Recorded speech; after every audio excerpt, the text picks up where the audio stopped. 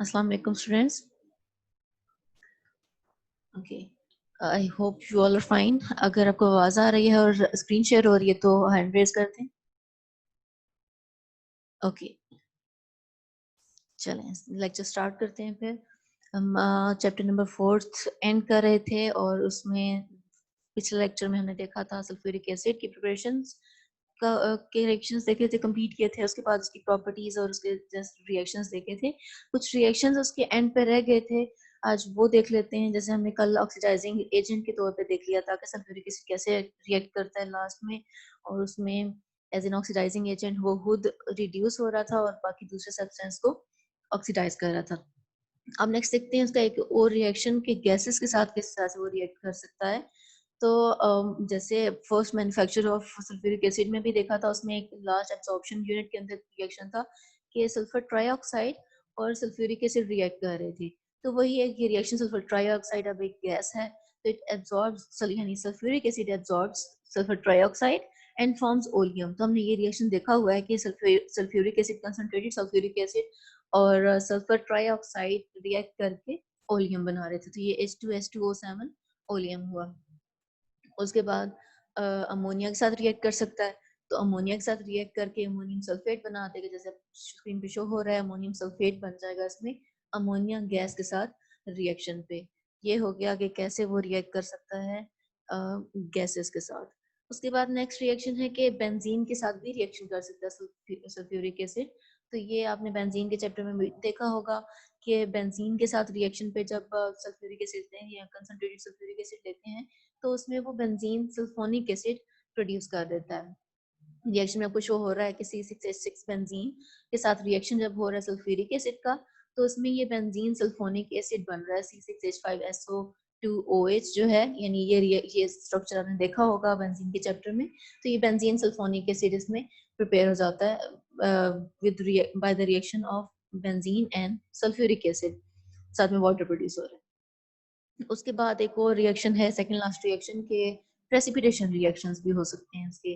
अब precipitation reactions पहले तो होते क्या है कि the reaction in which precipitates are formed, कि कोई भी दो रिएक्टेंट्स जब रिएक्ट कर रहे हैं और कंबाइन कर कोई से कह सकते हैं कि इनसॉल्युबल पार्ट प्रोड्यूस कर रहे हैं, इनसॉल्युबल कंपाउंड प्रोड्यूस कर रहे हैं, उसमें बाकी मीडियम लिक्विड है जैसे, और वो एक सॉलिड पोर्शन बन गया है, तो वो प्रेसिपिटेट्स हुए। प्रेसिपिटेट्स हो सकते हैं उसमें वो। तो इस तरह से जब वो प्रेसिपिटेट्स बने हैं, ऑर्गेनिक या इनऑर्गेनिक दोनों फॉर्म्स में हो सकते हैं, तो वो उसमें हो जाएगा प्रेसिपिटेशन रिएक्शन को कह देंगे। अब ये भी सल्फ्यूरिक एसिड भी प्रेसिपिटेशन रिएक्शंस कर सकता है, जैसे आप देख सकते हैं इसमें कि बेरियम बेरियम क्लोराइड है, लेड नाइट्रेट, स्ट्रोंशियम नाइट्रेट वगैरह डिफरेंट सॉल्ट्स के साथ रिएक्ट करेगा जब सल्फ्यूरिक एसिड सॉल्यूशन के फॉर्म में, तो वहां पे प्रोड्यूस कर देगा वाइट प्रेसिपिटेट्स बना रहा है बेरियम सल्फेट के। उसके साथ लेड सल्फेट, इसी तरह से स्ट्रोंशियम का करें तो स्ट्रोंशियम सल्फेट बन जाएगा। तो इस तरह से ये प्रेसिपिटेट्स प्रोड्यूस करता है। तो ये जो बेरियम सल्फेट यहाँ प्रोड्यूस हो रहा है BaSO4 या PbSO4 जो प्रोड्यूस हो रहा है, ये सॉलिड की फॉर्म में, प्रेसिपिटेट्स की फॉर्म में बनते हैं।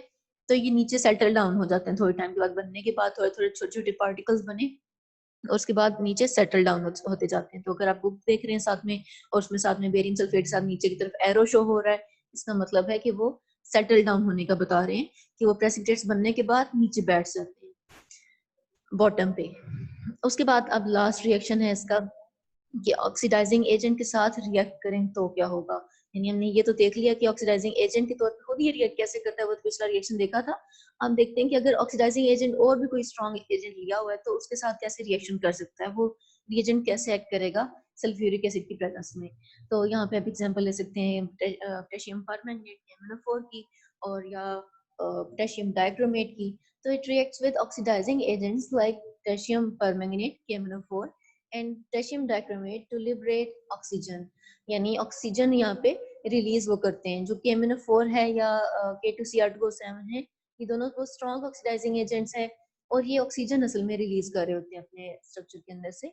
तो वही ऑक्सीजन जो लिबरेट करते हैं, वही ऑक्सीजन फिर आके दूसरे किसी भी और कंपाउंड के साथ जब रिएक्ट करती है, तो वो ऑक्सीजन वहाँ पे ऑक्सीडाइज कर देगी दूसरे कंपाउंड को। तो इस तरह से ये स्ट्रॉन्ग ऑक्सीडाइजिंग एजेंट्स होते हैं। देख लेते हैं एग्जाम्पल्स, कुछ रिएक्शन देख लेते हैं इसके लिए, कि जैसे अब यहाँ पे KMnO4 लिया हुआ है in the presence of sulphuric acid, तो यहाँ पे पोटेशियम सल्फेट बन रहा है, साथ में मैंगनीज सल्फेट बन रहा है और वाटर और ऑक्सीजन प्रोड्यूस हो रही है। अब ये जो लास्ट पे 5O लिखा हुआ है, ऑक्सीजन के एटम्स शो किए हुए हैं, ये ऑक्सीजन है कि जो आगे जाके किसी और कंपाउंड को ऑक्सीडाइज कर रही होती है। तो अब यहाँ पे ये देख सकते हैं, अब ले सकते हैं हम यहाँ पे फेरस सल्फेट FeSO4 है, FeSO4 के साथ ये रिएजेंट डाला और एक्ट किया उसके साथ, यानी आप रिएक्शन देखेंगे प्रैक्टिकल्स आप करेंगे तो उसमें हम देखेंगे कि एसिडिफाइड केमिनोफोर, तब ये कह सकते हैं ये एसिडिफाइड केमिनोफोर हो गया कि पोटेशियम परमैंगनेट के अंदर हमने सल्फ्यूरिक एसिड को ऐड किया हुआ है।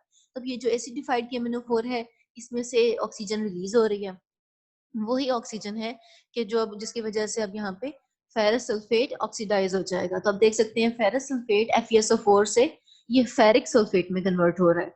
तो फेरस सल्फेट में Fe आयरन की ऑक्सीडेशन स्टेट होती है +2, और जो फेरिक सल्फेट है इसमें आप फॉर्मूला देख के भी बता सकते हैं कि इसकी ऑक्सीडेशन स्टेट यहाँ पे आयरन में +3 आ गई आयरन की। तो +2 से +3 में जा रहा है, इसका मतलब है कि ये ऑक्सीडाइज हो गया, इसमें से मजीद इलेक्ट्रॉन रिलीज हो गया।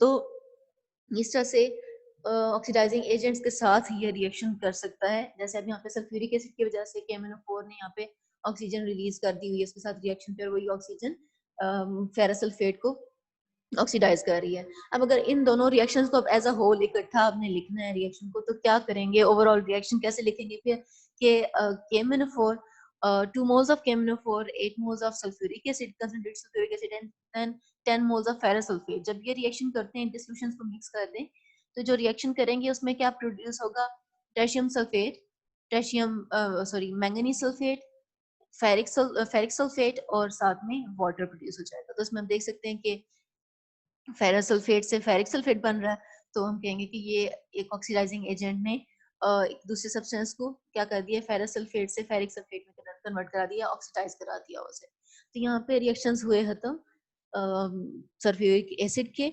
अब आगे उसके लास्ट में बस यूजेस देख लेते हैं, क्या है यूजेस सल्फ्यूरिक एसिड के, किस किस तरह से डिफरेंट मैन्युफैक्चरिंग प्रोसेसेस में यूज हो सकता है।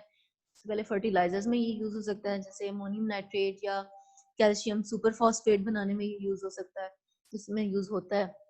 उसके अलावा पेट्रोलियम की प्रोडक्ट्स हैं उन्हें रिफाइन करने यानी उनको साफ करने के लिए, जिस यानी जब पेट्रोल निकालते हैं क्रूड ऑयल की फॉर्म में निकालते हैं जमीन से, तो उसमें डिफरेंट प्रोडक्ट्स होती हैं, डिफरेंट कंपाउंड्स होते हैं उसके अंदर, तो उसे रिफाइन करना है, उसे साफ करना है, जो डिजायर्ड प्रोडक्ट्स हैं उन्हें अलग करना होता है। तो उस प्रोसेस के अंदर भी ये यूज होता है, नाइट्रोजन सल्फर वगैरह के कंपाउंड्स को उसमें से रिमूव कराने के लिए यूज होगा यहाँ पे sulphuric acid. Then next use में आ जाएगा कि डिफरेंट और भी यूजफुल केमिकल्स बनाने के लिए, HCl बनाने में, फॉस्फोरिक एसिड बनाने में यूज करें, नाइट्रिक एसिड बनाने में यूज कर सकते हैं। उसके अलावा डिफरेंट सल्फेट्स, जैसे आपने पीछे रिएक्शंस में भी देख लिया है कि बेरियम सल्फेट, लेड सल्फेट या और भी डिफरेंट और सारे, बेंजीन सल्फोनिक एसिड बना दिया, तो इस तरह के डिफरेंट केमिकल्स बनाने में सल्फ्यूरिक एसिड यूज हो रहा है। उसके अलावा डिफरेंट केमिकल्स और भी तरह के डिफरेंट यूजफुल प्रोडक्ट्स बनाने में, जैसे कि डाइज हैं, यानी कलर्ड कंपाउंड्स को हम कहते हैं डाइज, ड्रग्स बनाने में, प्लास्टिक डिसइंफेक्टेंट्स क्या होते हैं जो जर्म्स को किल करने के लिए यूज होते हैं, वो डिसइंफेक्टेंट्स उन्हें बनाने में भी यूज हो रहा है। Then paints, explosives, synthetic fibres वगैरह बनाने में, सब चीजों में यूज हो सकता है सल्फ्यूरिक एसिड, किसी न किसी प्रोसेस में, किसी स्टेप के अंदर यूज हो जाता है। उसके अलावा बैटरीज बनाने में, इलेक्ट्रिकल बैटरीज हैं। उसके अलावा स्टोरेज सेल्स बनाने में, स्टोरेज सेल्स क्या होते हैं जो इलेक्ट्रिसिटी या इलेक्ट्रिकल चार्ज स्टोर करने के लिए यूज होते हैं, जैसे आपने फर्स्ट ईयर में पढ़ा होगा लेड स्टोरेज बैटरीज, या इस तरह की चीज बैटरीज के बारे में आपने पढ़ा था। तो उस तरह की ये स्टोरेज सेल वगैरह के अंदर यूज हो रहा है, वहाँ पे हमने यूज किया था सल्फ्यूरिक एसिड को as as an electrolyte use किया था, जैसे लेड स्टोरेज बैटरीज में। तो इस तरह से इन बैटरीज के अंदर भी यूज होगा डिफरेंट जगह पे। उसके अलावा डिहाइड्रेटिंग एजेंट के तौर पे यूज हो सकता है ड्राइंग ऑफ गैसेस के लिए, हमने देख लिया था सल्फ्यूरिक एसिड जब बन रहा था उस प्रोसेस में, कॉन्टैक्ट प्रोसेस में भी हमने देखा था, एक ड्राइंग टॉवर के अंदर sulphuric acid, concentrated sulphuric acid pass कराते हैं, स्प्रे कराते हैं उस गैस को ड्राई करने के लिए, सल्फर डाइऑक्साइड को ड्राई किया था by using concentrated sulphuric acid. उसके अलावा लैब रिएजेंट में, यानी डिफरेंट रिएक्शंस करने के लिए सॉल्ट एनालिसिस करते हैं या डिफरेंट कोई भी रिएक्शंस टाइट्रेशन वगैरह परफॉर्म करेंगे आप, तो उनमें ये यूज होगा सल्फ्यूरिक एसिड। उसके अलावा टेक्सटाइल में, यानी कपड़ा बनाने के लिए उस फैक्ट्रीज के अंदर, मिल्स के अंदर यूज होगा। आयरन, स्टील, यानी डिफरेंट इंडस्ट्रीज के लिए भी इंडस्ट्रीज में भी ये यूज होगा सल्फ्यूरिक एसिड। तो यहाँ पे चैप्टर हुआ एंड। इस चैप्टर में हमने ग्रुप 4A 5A को स्टडी किया है और उसके अंदर नाइट्रोजन, फास्फोरस, उसके अलावा डिफरेंट सल्फर, ऑक्सीजन के बारे में स्टडी कर लिया। उसके बाद इसकी एक्सरसाइज में मैं आपको असाइनमेंट में क्वेश्चन असाइन करूंगी। अब चलते हैं नेक्स्ट चैप्टर की तरफ। अब इस चैप्टर में से जो मैंने टॉपिक्स आपको पढ़ा दिए हैं यही वाले करने हैं स्मार्ट सिलेबस के अकॉर्डिंग। अब चलते हैं नेक्स्ट चैप्टर की तरफ जो है the halogens and the noble gases, 5th chapter start करेंगे अब। तो इसमें अब हेलोजेंस का आप पहले से जानते होंगे आई होप, जिसमें फ्लोरीन, क्लोरीन, ब्रोमीन, आयोडीन और एस्टेटीन आते हैं हेलोजेंस में। और नोबल गैसेस में आ जाती हैं हीलियम से जीनॉन तक 5 नोबल गैसेस हैं, helium, neon, argon, krypton, xenon, जो बहुत स्टेबल कंपाउंड्स हैं, मोस्ट स्टेबल कंपाउंड्स जिनके लिए पीरियोडिक टेबल में मोस्ट राइट मोस्ट साइड पे एक अलग से ग्रुप असाइन किया जाता है, 8A ग्रुप या 0 ग्रुप जिसे कह देते हैं। अब स्टार्ट करते हैं हेलोजेंस को, सबसे पहले स्टार्ट करते हैं पोर्शन। और आपको पता है कि हेलोजेंस में कौन से फ्लोरीन, क्लोरीन, ब्रोमीन, आयोडीन और एस्टेटीन आते हैं। इसके अलावा हेलोजेंस किस ग्रुप को कहते हैं? 7A ग्रुप को। पीरियोडिक टेबल में सबसे राइट साइड पे एक कॉलम है, ग्रुप है नोबल गैसेस का, उसके साथ जो 7th A ग्रुप होता है उन्हें हम कहते हैं हेलोजेंस, या 7th A ग्रुप के अलावा उसे 17th ग्रुप भी कह सकते हैं। तो ये हेलोजेंस, उनके एलिमेंट्स देख लिए। अब देखते हैं इनका इंट्रोडक्शन, देखते हैं कि क्या है हेलोजेंस, को नाम क्यों दिया जाता है हेलोजेंस का। ये आपको पता है कि इसमें एलिमेंट्स हमने देख लिए कौन से आते हैं। इसके अलावा इनको नाम क्यों दिया गया हेलोजेंस का, कि इसमें ये वर्ड हेलोजन ग्रीक वर्ड से डिराइव किया गया है, जिसमें हेल्स का मतलब है सॉल्ट एंड जेनन का मतलब है वह टू फॉर्म और टू प्रोड्यूस और टू जनरेट, यानी बनाना। यानी ये कंपाउंड्स अब ग्रीक वर्ड से लिए गए जिसका मतलब आता है सॉल्ट फॉर्मेशन का, कि सॉल्ट बनाने वाले सॉल्ट फॉर्मर जो हैं वो उनके लिए वर्ड ये यूज कर सकते हैं। इसी वजह से क्योंकि ये हेलोजेंस जो यानी जो ये एलिमेंट्स हैं फ्लोरीन, क्लोरीन, ब्रोमीन वगैरह, ये सब सॉल्ट बनाते हैं। जैसे एग्जांपल आप देख सकते हैं सोडियम क्लोराइड की NaCl एक सॉल्ट है, इसमें क्लोराइड आ रहा है। देन सोडियम फ्लोराइड है, ये भी एक सॉल्ट है, इसमें फ्लोराइड आ गया। पोटेशियम ब्रोमाइड है, डिफरेंट सॉल्ट्स, मैग्नीशियम क्लोराइड वगैरह, ये सब सॉल्ट्स बन सकते हैं इन हेलोजेंस से। तो सॉल्ट की फॉर्मेशन हो सकती है, तकरीबन सारे एलिमेंट्स कर सकते हैं। तो इसी वजह से इन्हें सॉल्ट फॉर्मर्स या हेलोजेंस का नाम दिया जाता है 7A ग्रुप के एलिमेंट्स को। फिर ये नॉन मेटल्स हैं, बहुत रिएक्टिव हैं, ये हेलाइड्स की फॉर्म में मोस्टली एग्जिस्ट करते हैं। And first 4 elements are common, यानी fluorine, chlorine, bromine and iodine common है।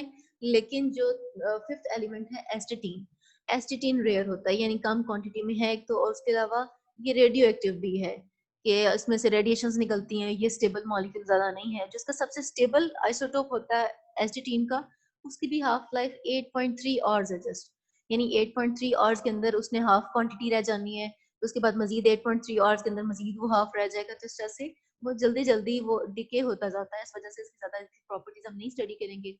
और एक रेयर और रेडियो एक्टिव एलिमेंट है। उसके अलावा जो बाकी एलिमेंट्स हैं हेलोजेंस के, वो डिस्क्रीट डायटोमिक मॉलिक्यूल्स के फॉर्म में एग्जिस्ट करते हैं, चाहे वो गैस फेज में हो या लिक्विड फेज में हो, जिस भी फेज में हो। फ्लोरीन अगर है F2 की फॉर्म में वो एग्जिस्ट करेगी, क्लोरीन है तो Cl2 की फॉर्म में एग्जिस्ट कर रही होगी। तो इस तरह से वो डायटोमिक फॉर्म में मॉलिक्यूल्स की फॉर्म में एग्जिस्ट करेगी। डिस्क्रीट का मतलब क्या हुआ कि एक अलग से एक मॉलिक्यूल है, फिर उसके बाद एक और अलग मॉलिक्यूल आ गया F2 का, then एक और F2 का मॉलिक्यूल आ गया। तो इस तरह से वो अलग अलग यूनिट्स डायटोमिक फॉर्म में एग्जिस्ट करते हैं, उनके दरमियान में इंटरमॉलिक्यूलर फोर्सेस भी जाती हैं। उसके अलावा इरिटेटिंग ऑडर्स होती हैं इसकी, यानी स्मेल इसकी बहुत इरिटेटिंग टाइप की चुभने सी वाली होती है। क्रोसिव होते हैं बहुत ज़्यादा, क्योंकि रिएक्टिव हैं, काफ़ी ज़्यादा ये रिएक्टिव हैं, तो इस वजह से क्रोसिव भी हुए हैं। इसके अलावा स्किन पे भी अटैक कर सकते हैं। क्रोसिव हैं क्योंकि क्लोरीन कॉज करते हैं, यानी बर्न्स वगैरह बना देते हैं। स्पेशली जो ब्रोमीन है वो क्या करती है, उसके जो बर्न्स अगर हो जाते हैं ब्रोमीन के, ब्रोमीन लिक्विड की फॉर्म में या जिस भी फॉर्म लेते हैं, तो वो बहुत आहिस्ता आहिस्ता वो बर्न जो है फिर हील करते हैं, यानी बहुत आहिस्ता आहिस्ता वो जख्म या जो भी चीज़ बनी है तो वो बहुत आहिस्ता आहिस्ता हील होगी या ठीक होगी। उसके अलावा एक और प्रॉपर्टी इनकी के सेम इनकी या सिमिलर आउटर इलेक्ट्रॉनिक कॉन्फ़िगरेशन होती है, कि आउटर मोस्ट शेल में सभी एलिमेंट्स के अंदर इन सारे हेलोजेंस में 7 इलेक्ट्रॉन्स होंगे। जैसे आप देख सकते हैं इसमें जनरल इलेक्ट्रॉनिक कॉन्फ़िगरेशन लिख दी है आउटर शेल की, कि NS2 NP5, यानी कि s के अंदर जैसे अगर सेकंड शेल है आउटर मोस्ट तो उसमें 2s2 2p5 होगा, या नेक्स्ट में आ जाएगा 3s2 3p5 हो जाएगा। तो इस तरह से ये 7 इलेक्ट्रॉन सबके में होगा।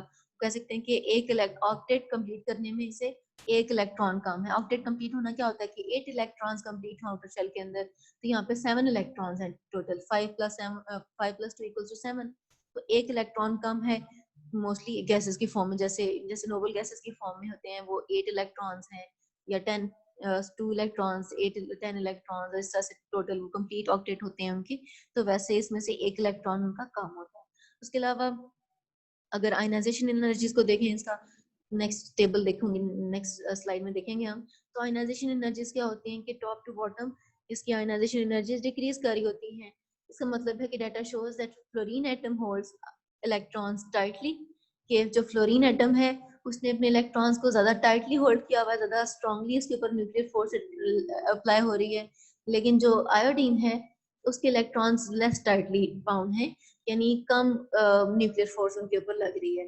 तो इसी वजह से क्या होता है कि फ्लोरीन का एटम छोटा होता है और आयोडीन का एटम एटॉमिक साइज उसका इंक्रीज कर जाता है, बड़ा हो जाता है उसका। उसके अलावा इलेक्ट्रॉन अफिनिटीज हैं, तो इनकी इलेक्ट्रॉन अफिनिटीज जो है वो लार्ज वैल्यूज हैं और नेगेटिव हैं। इसका मतलब हुआ लार्ज वैल्यूज का मतलब इलेक्ट्रॉन अफिनिटी क्या होती है कि इलेक्ट्रॉन गेन करने की एबिलिटी क्या होगी। आउटर मोस्ट शेल के अंदर एक एक्स्ट्रा इलेक्ट्रॉन उसने ऐड अप कराना है, तो ये एबिलिटी उसकी होगी इलेक्ट्रॉन अफिनिटी। तो लार्ज वैल्यू, जितनी लार्ज वैल्यू होगी इसका मतलब है उतनी आसानी से इलेक्ट्रॉन्स गेन कर सकेंगे वो। और नेगेटिव का मतलब है कि एनर्जी रिलीज होगी, तो एनर्जी रिलीज करके इलेक्ट्रॉन ऐड अप होगा। तो ये बहुत ज्यादा एबिलिटी है, हाई एबिलिटी है इसके पास, इलेक्ट्रॉन अफिनिटीज बहुत हाई है इन हेलोजेंस की। तो इसी वजह से हम कहेंगे कि इलेक्ट्रॉन्स आसानी से ये गेन कर लेते हैं, आसानी से एक्सेप्ट कर सकते हैं। फिर उसके अलावा इलेक्ट्रोड पोटेंशियल्स हैं, तो वो भी लार्ज हैं। पॉजिटिव इलेक्ट्रोड पोटेंशियल है। Large and positive electrode potential का मतलब क्या हुआ, इलेक्ट्रोड पोटेंशियल शो करता है कि कोई एलिमेंट कितनी आसानी से रिड्यूस हो सकता है या ऑक्सीडाइज हो सकता है। अब यहाँ पे इसकी पॉजिटिव वैल्यूज हैं, लार्ज वैल्यूज हैं, इसका मतलब है कि ये आसानी से इलेक्ट्रॉन्स ले सकेंगे, एक्सेप्ट कर सकेंगे। इसकी लार्ज इलेक्ट्रोड पोटेंशियल ये शो करते हैं। उसके अलावा इनकी इलेक्ट्रोनेगेटिविटीज हैं, वो भी बहुत हाई होती हैं। इस तो ये दोनों पॉइंट्स, ये high electrode potential, positive electrode potential और हाई इलेक्ट्रोनेगेटिविटीज, दोनों एक ही तरफ इशारा करती हैं कि इनकी इलेक्ट्रॉन गेन करने की प्रॉपर्टी एबिलिटी बहुत ज्यादा होती है, तो आसानी से ये इलेक्ट्रॉन्स गेन कर लेते हैं। तो नेगेटिव आयंस के फॉर्म में ये मोस्टली एग्जिस्ट करते हैं। उसके अलावा इंटरमोलिकुलर फोर्सेस को देखें तो इंटरमोलिकुलर फोर्सेस जो हैं वो टॉप टू बॉटम इंक्रीज करती जाती हैं। जैसे कि आपने पढ़ा है लंदन डिस्पर्शन फोर्सेस के बारे में भी, तो हेलोजेंस के अंदर भी लंदन डिस्पर्शन फोर्सेस आती हैं। जैसे फ्लोरीन है F2 मॉलिक्यूल या Cl2 मॉलिक्यूल्स, इन दरमियान में आती हैं लंदन डिस्पर्शन फोर्सेस, क्योंकि ये नॉन पोलर मॉलिक्यूल्स हैं। तो टॉप टू बॉटम जैसे जैसे एटॉमिक साइज इंक्रीज करता जाता है तो डिस्पर्शन इजीली होती जाती है उन एटम्स की, उतनी ही स्ट्रॉन्ग मॉलिक्यूल्स की इतनी ज्यादा डिस्पर्शन होती जा रही है। जितनी डिस्पर्शन इजी होगी उतनी पोलराइजेबिलिटी इंक्रीज होगी, और पोलराइजेबिलिटी इंक्रीज करने पे आप देखते हैं कि डायपोल्स, स्ट्रॉन्ग डायपोल्स बनते जाते हैं। अब जितने स्ट्रॉन्ग डायपोल्स होते हैं उतनी स्ट्रॉन्ग इंटरमोलिकुलर फोर्स होती है। आप कह सकते हैं जिसे वेंडर वॉल्स फोर्स या लंदन डिस्पर्शन फोर्स होती है, इतनी स्ट्रॉन्ग होती जाती है। इसी वजह से फ्लोरीन गैस के फॉर्म में एग्जिस्ट करता है, क्योंकि उसमें बहुत वीक इंटरमोलिकुलर फोर्सेस हैं। लेकिन जब टॉप टू बॉटम उसी ग्रुप के अंदर मूव करते जाते हैं तो आयोडीन जो है वो सॉलिड की फॉर्म में एग्जिस्ट करता है रूम टेम्परेचर पे। तो यही रीजन है कि फ्लोरीन में इंटरमोलिकुलर फोर्सेस वीक हैं और आयोडीन में स्ट्रॉन्गर इंटरमोलिकुलर फोर्सेस हैं या स्ट्रॉन्गर लंदन डिस्पर्शन फोर्सेस आ जाती हैं। अब उसके बाद इसकी जनरल प्रॉपर्टीज देख लेते हैं क्या है फ्लोरीन ब्रोमीन आयोडीन की। एसिटीन रेडियो एक्टिव है, इस वजह से उसकी प्रॉपर्टीज नहीं देख रहे, रेयर भी होता है वो एलिमेंट। तो एटॉमिक नंबर्स देखें इनके, फ्लोरीन का है 9, फ्लोरीन 17, ब्रोमीन 35 एंड आयोडीन 53। यानी नोबल गैसेस से एक एक इलेक्ट्रॉन इनमें कम आ रहा है। नोबल गैस में जैसे नियॉन है उसमें 10 है, आर्गॉन में 18 होते हैं, तो क्लोरीन में 17 है, फ्लोरीन में 9 है, तो एक एक इलेक्ट्रॉन इनका कम है इनके ऑक्टेट से। देन इलेक्ट्रॉनिक कॉन्फ़िगरेशन देख लें तो वो भी फ्लोरीन में 1s2 2s2 2p5, यानी आउटर मोस्ट शेल के अंदर 7 इलेक्ट्रॉन्स आ रहे हैं।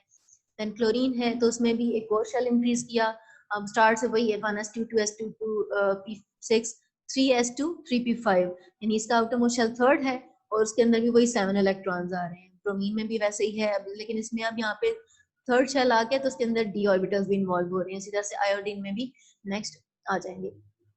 उसके बाद है इनकी फिजिकल अपीयरेंस देखें तो फ्लोरीन और क्लोरीन दोनों गैसेस की फॉर्म में एग्जिस्ट करते हैं मेनली, और जो है पेल येलो गैस होती है फ्लोरीन की, क्लोरीन की होती है ग्रीनिश येलो सी होती है गैस, देन ब्रोमीन है तो ये रेडिश ब्राउन लिक्विड की फॉर्म में एग्जिस्ट करता है। यहाँ पे मिस्टेक होगी, गैस लिखा है मैंने लेकिन यहाँ पे ये लिक्विड होता है, तो रेडिश ब्राउन लिक्विड की फॉर्म में ब्रोमीन होगा। आयोडीन फिर उसके बाद ग्रेश ब्लैक सा सॉलिड की फॉर्म में एग्जिस्ट करता है, और शाइन भी होती है, शाइनी सा होता है वो मेटल, बेशक नॉन मेटल है लेकिन मेटल्स की तरह मेटालिक क्लस्टर इसका आ रहा होता है, शाइन सी आती है इसके अंदर। तो देख लिया हमने कि फ्लोरीन क्लोरीन फर्स्ट गैसेस हैं। अब एक ही ग्रुप के अंदर इतना फिजिकल प्रॉपर्टीज में डिफरेंस आ रहा है इसकी फिजिकल अपीयरेंस में, कि पहले दो गैसेस हैं, फिर लिक्विड, फिर उसके बाद सॉलिड्स आ गए हैं, उसके बाद कलर्स भी चेंज हो रहे हैं। देन आयनाइजेशन एनर्जीज देखिए, पहले भी हमने कहा था डाटा उसका शो करता है कि टॉप टू बॉटम उसकी न्यूक्लियर फोर्स कम होती जा रही है, न्यूक्लियर अट्रैक्शन कम होती जा रही है, तो आयनाइजेशन एनर्जीज भी कम होती जा रही हैं टॉप टू बॉटम। उसके बाद इलेक्ट्रॉन अफिनिटी है, तो इलेक्ट्रॉन अफिनिटी में तो ट्रेंड थोड़ा सा डिफरेंट है इसमें। फ्लोरीन की है 322 माइनस साइन, तो ये शो कर रहा है कि एनर्जी रिलीज हो रही है जस्ट। तब ये देखें वैल्यूज देखें, तो 322 है फ्लोरीन की, के उस कितनी एबिलिटी है, देन क्लोरीन की उससे ज्यादा है, हालांकि उससे कम होनी चाहिए थी लेकिन 349 हो गई। उसके बाद ब्रोमीन है, उसकी फिर से थोड़ी सी क्लोरीन से कम आई, आयोडीन की उससे कम आ रही है, यानी क्लोरीन से ब्रोमीन आयोडीन का वो ट्रेंड ठीक है, टॉप टू बॉटम डिक्रीज आ रहा है, लेकिन फ्लोरीन की क्लोरीन से कम है, हालांकि ज्यादा होनी चाहिए थी। ऐसा क्यों होता है, या पढ़ चुके हुए हैं इलेक्ट्रॉन एफिनिटी के टॉपिक में फर्स्ट ईयर में, कि क्या होता है कि जो फ्लोरीन का साइज है, एटॉमिक साइज, या आप कह सकते हैं कि जो उसका शेल है उसका साइज छोटा होता है, या कह सकते हैं उसकी चार्ज डेंसिटी ज्यादा होती है। जब उसका शेल छोटा है, इलेक्ट्रॉन्स करीब करीब होते हैं, तो वो इनकमिंग एक नेक्स्ट इलेक्ट्रॉन को रिपेल करते हैं। बेशक आना है उसके स्टेबल होगा, वो ऑक्टेट कंप्लीट होगा उसका, लेकिन फिर भी inner electrons, already present electrons repel करते हैं नेक्स्ट इनकमिंग इलेक्ट्रॉन को, तो उसकी वजह से हम कहेंगे कि उसकी एबिलिटी कम होती है इलेक्ट्रॉन गेन करने की, या उसकी इलेक्ट्रॉन अफिनिटी कम हो जाती है एज कम्पेयर टू क्लोरीन। अब क्लोरीन में जब शेल आता है, थर्ड शेल आता है, तो थोड़े से ये लार्जर शेल हो जाएगा, एक्सपेंडेड होगा, इलेक्ट्रॉन थोड़े से दूर हो जाएंगे, इलेक्ट्रॉन डेंसिटी उसकी जो है या चार्ज डेंसिटी थोड़ी सी कम होगी, तो इसी वजह से वो ज्यादा रिपेल नहीं करेगा इनकमिंग इलेक्ट्रॉन को बहुत ज्यादा, तो उस वजह से उसकी इलेक्ट्रॉन अफिनिटी ज्यादा हो जाएगी। तो यही है, इसी वजह से इसमें थोड़ा सा डिफरेंस आ रहा है कि फ्लोरीन का साइज छोटा है, इस वजह से इसकी इलेक्ट्रॉन अफिनिटी थोड़ी सी कम होती है as compare to chlorine and उसके बाद बाकी लिखते जाएंगे। उसके बाद नेक्स्ट इलेक्ट्रोनेगेटिविटीज हैं, तो हमने पहले देख लिया था कि टॉप टू बॉटम ये इसकी वैसे काफी हाई है, और टॉप टू बॉटम इसकी भी डिक्रीज कर रही है। मैक्सिमम है फ्लोरीन है पूरे पीरियोडिक टेबल के अंदर वो एलिमेंट जिसकी सबसे ज्यादा इलेक्ट्रोनेगेटिविटी है 4 मैक्सिमम। उसके बाद क्लोरीन की उससे कम 3, ब्रोमीन की 2.8 और आयोडीन की 2.5। देन ऑक्सीडेशन नंबर्स हैं, ऑक्सीडेशन स्टेट्स हैं, तो वो यही है कि मोस्टली जो -1 ऑक्सीडेशन स्टेट की शो करते हैं कॉमनली, लेकिन उसके अलावा आयोड फ्लोरीन तो -1 के अलावा कोई और नहीं शो करेगा, लेकिन क्लोरीन ब्रोमीन आयोडीन वगैरह जो है इसमें डी ऑर्बिटल्स भी आ जाते हैं, वेकेंट डी ऑर्बिटल्स, इसी वजह से इसके अंदर वो इलेक्ट्रॉन्स मूव करके जंप करके +1 +3 +5 एंड +7 ऑक्सीडेशन स्टेट्स भी शो कर सकते हैं। जैसे -1 तो हुई कि एक वैकेंसी थी उसके अंदर 3p के अंदर, जैसे क्लोरीन में 5 इलेक्ट्रॉन्स हैं, 6 इलेक्ट्रॉन एक और आ सकता है उसके अंदर, तो वो तो हो गई -1 की, लेकिन उसके बाद जैसे +3 है, ये कैसे आ सकती है, या +5 कैसे आ सकती है, जैसे +5 है कैसे आएगी कि 3p के जो 5 इलेक्ट्रॉन्स हैं इनमें से दो इलेक्ट्रॉन, जो दो ऑर्बिटल्स हैं वो पेड फॉर्म इलेक्ट्रॉन्स हैं उसके अंदर, तो क्या हो जाएगा कि वो दोनों इलेक्ट्रॉन्स जंप करके वेकेंट डी ऑर्बिटल के अंदर जाएंगे, 3d के अंदर जाएंगे। अब इसमें 5 अनपेड डी के 5 अनपेड इलेक्ट्रॉन्स आ गए हैं, तो उसी वजह से इसकी +5 ऑक्सीडेशन स्टेट आ जाएगी। तो ये इसी के अकॉर्डिंग इसकी +5, उसी तरह से +7 कैसे आ सकती है कि 3s2 के अंदर जो दो इलेक्ट्रॉन है वो भी उनमें से भी एक जंप करके 3d के अंदर चला जाएगा, तो 7 अनपेड इलेक्ट्रॉन्स हो जाएंगे। तो इस तरह से इसके अकॉर्डिंग +7 ऑक्सीडेशन स्टेट्स भी आ जाएंगे। तो इस तरह से डिफरेंट ऑक्सीडेशन स्टेट्स हो सकती हैं क्लोरीन ब्रोमीन आयोडीन की, फ्लोरीन की लेकिन -1 ही होगी। उसके अलावा एक और चीज के अभी भी हमने देखा था कि टेबल के अंदर आयोडीन की शाइनी ग्रेश सी उसका मेटालिक लस्टर सा आ रहा था उसका, हालांकि ये नॉन मेटल है, तो फिर क्यों इसका मेटालिक लस्टर आता है आयोडीन का, ये भी एक क्वेश्चन है, ये पूछा भी जा सकता है शॉर्ट क्वेश्चन में कि क्यों है मेटालिक लस्टर, क्यों, why does iodine show metallic lustre. तो उसकी रीजन क्या हुई कि टॉप टू बॉटम जब मूव करते हैं एटॉमिक साइज इंक्रीज करता है उसमें, और शील्डिंग इफेक्ट बढ़ता जा रहा होता है। अब शील्डिंग इफेक्ट जैसे जैसे बढ़ता, जैसे अब आयोडीन है इसके अंदर 5 शेल्स आ गए हैं, तो इनर इलेक्ट्रॉन जो हैं वो रिपेल करेंगे आउटर इलेक्ट्रॉन्स को, तो उसमें शील्डिंग इफेक्ट इंक्रीज हो गया। अब इतना शील्डिंग इफेक्ट इंक्रीज हो गया है, जो इंटरेक्शन हैं due to which the interaction between the atoms and the outermost electrons decreases, so these electrons on the surface of iodine become excited and absorb by absorbing the heat energy from light।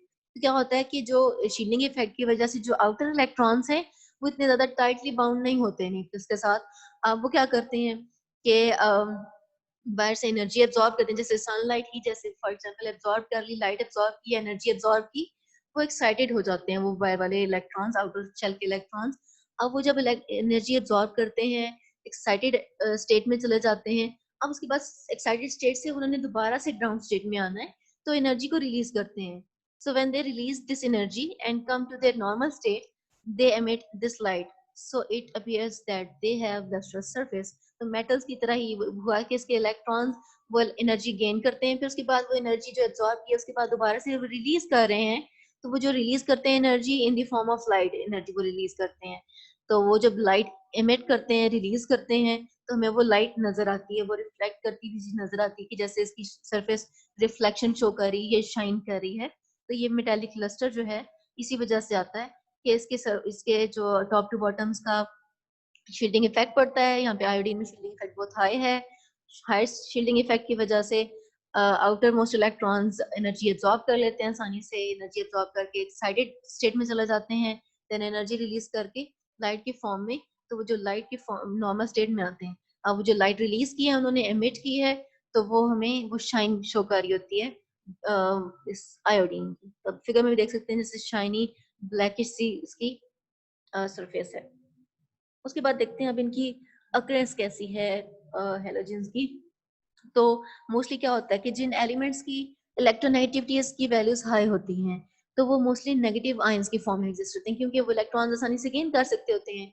तो इसी वजह से इनकी electronegativity high होने की वजह से negative ions की फॉर्म में, या अगर इलेक्ट्रोनेगेटिविटी जिन एलिमेंट्स की कम होती है वो मोस्टली पॉजिटिव आयंस बनाते हैं, जैसे सोडियम है, पोटेशियम है, ये के पॉजिटिव, Na पॉजिटिव वगैरह बनाते हैं, यानी इनकी इलेक्ट्रोनेगेटिविटी कम है तो ये इलेक्ट्रॉन आसानी से रिलीज कर देते होते हैं, दूसरे जो भी साथ में मेटल है या एलिमेंट है उसको दे देते हैं, पॉजिटिव आयंस बना देते हैं।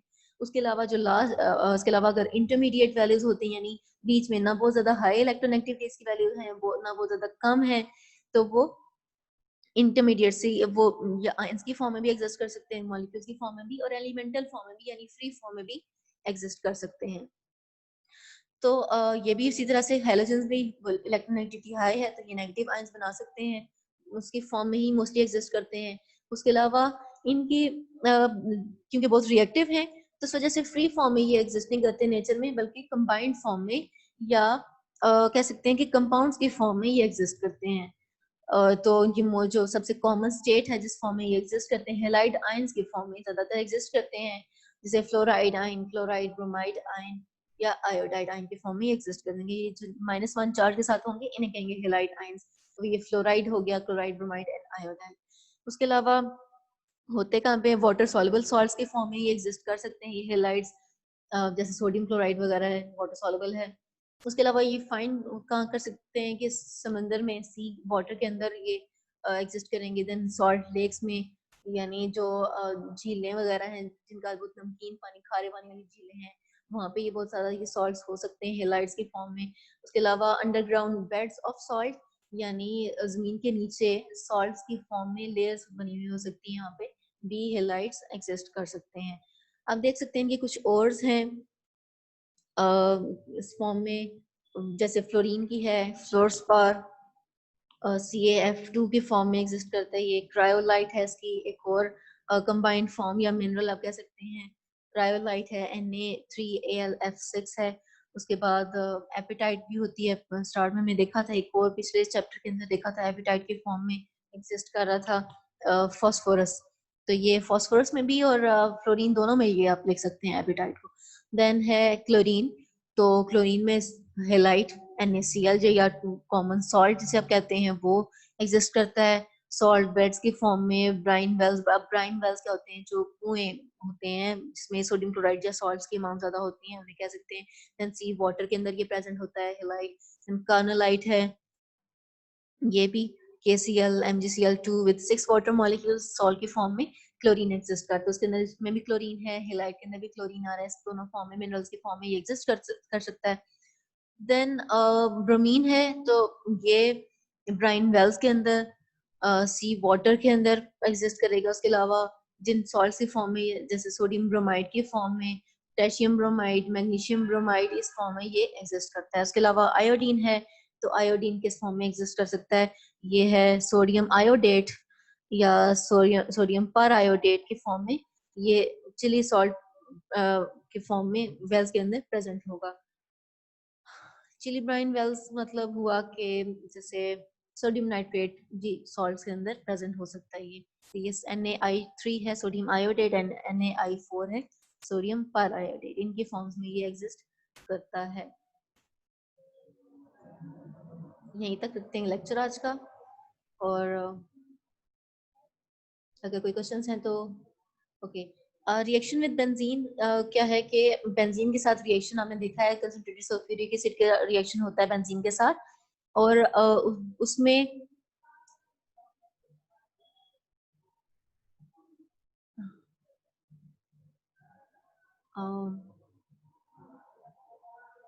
ये रिएक्शन हम देख सकते हैं। इसमें बेंजीन के साथ रिएक्शन हो रहा है इसका, और बेंजीन सल्फोनिक एसिड प्रोड्यूस हुआ। कैसा रिएक्शन होता है इसमें? बेंजीन ये स्ट्रक्चर है इसका एक C6H6 का, और उसमें से एक हाइड्रोजन रिमूव हुआ, उसकी जगह पे SO3H आके अटैच हो जाता है, तो इसे हम कहते हैं बेंजीन सल्फोनिक एसिड कहते हैं।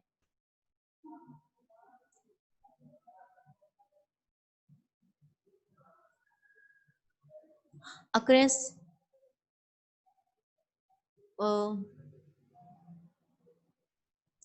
हेलाइट की फॉर्म में एग्जिस्ट करते हैं मेनली, और कुछ मिनरल्स की फॉर्म में एग्जिस्ट करते हैं ये।